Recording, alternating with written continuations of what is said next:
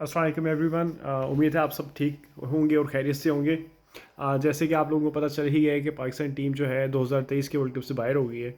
तो आप सब लोगों की तरह मुझे भी बहुत गुस्सा है और बहुत ही अफसोस है इस बात का कि हम लोग अपनी गलतियों से पता नहीं कब सीखेंगे। सेम यही चीज़ 2019 में हुई थी। हम लोगों का रन रेट बहुत बुरा था और आखिरी मैच में हमारे ऊपर बहुत प्रेशर था जीतने का, और वो डिस्पाइट द फैक्ट कि हमने बांग्लादेश को हरा भी दिया था, लेकिन फिर भी हम रन रेट की वजह से बाहर हो गए थे।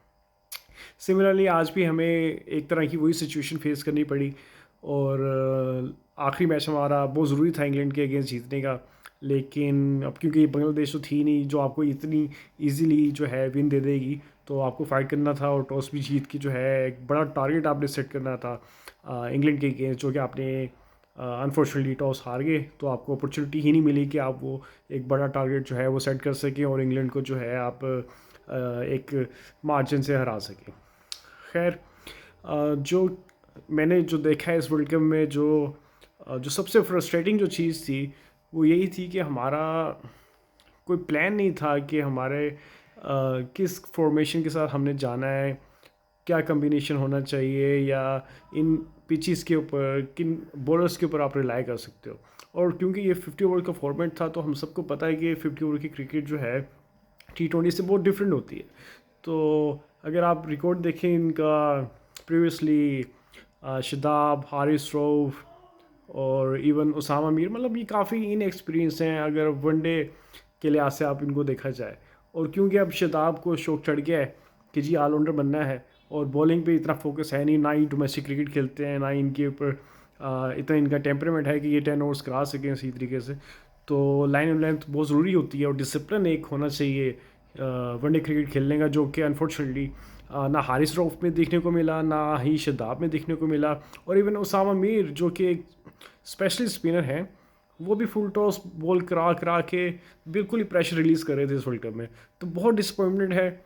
और सबसे ज़्यादा जो अफसोस है कि टीम सिलेक्शन, कैप्टनसी, मतलब कुछ भी प्रोफेशनलिज्म देखने को नहीं मिला।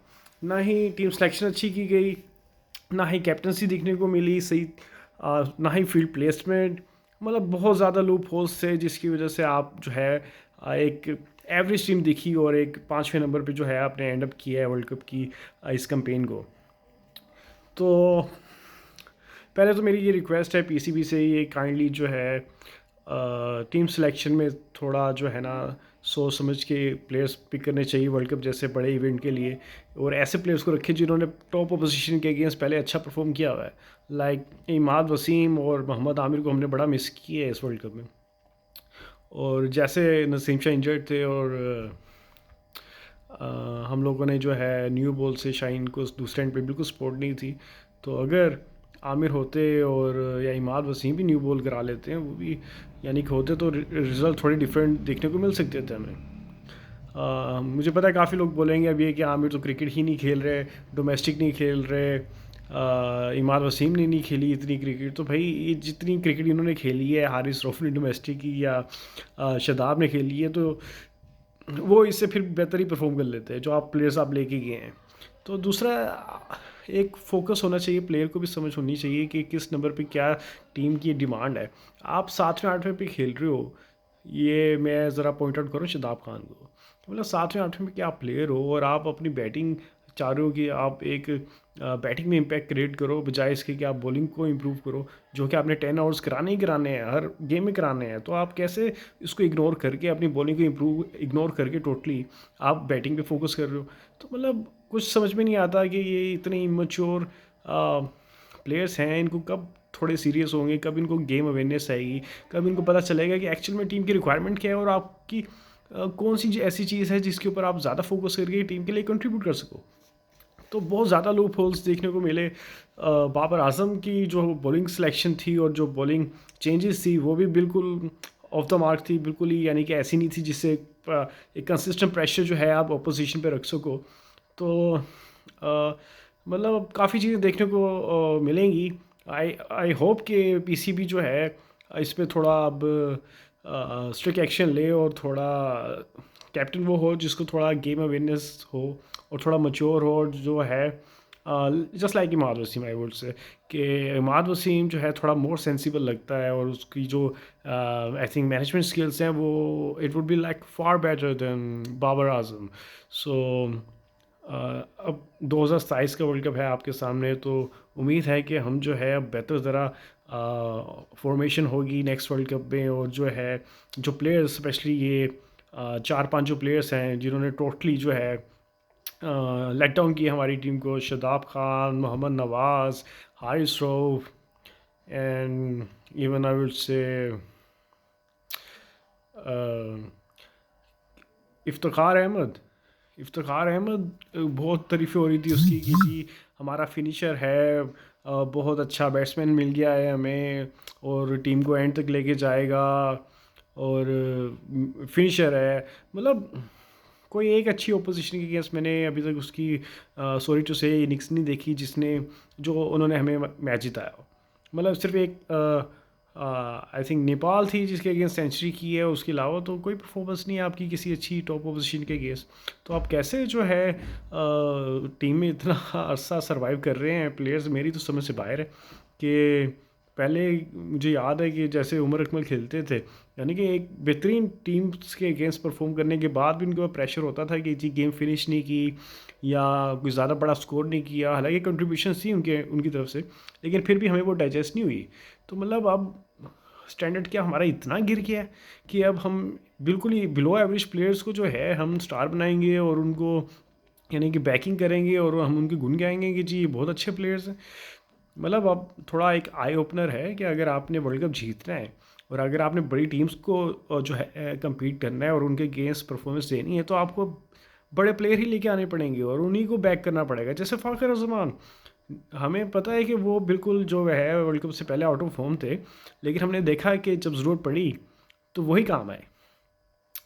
पहले भी फ़खर ज़मान ने ही हमें जो है चैम्पियंस ट्रॉफी जिताई, उन्होंने ही हमें जो है T20 के वर्ल्ड कप में मिचेल स्टार्क को भी जो है लेट मिडल ऑर्डर में यानी कि सिक्सेस उन्होंने नहीं मारी आखिरी ओवर्स में, जिससे हमारा जो टारगेट था 170 बब हो गया T20 वर्ल्ड कप में सेमीफाइनल में ऑस्ट्रेलिया के अगेंस्ट।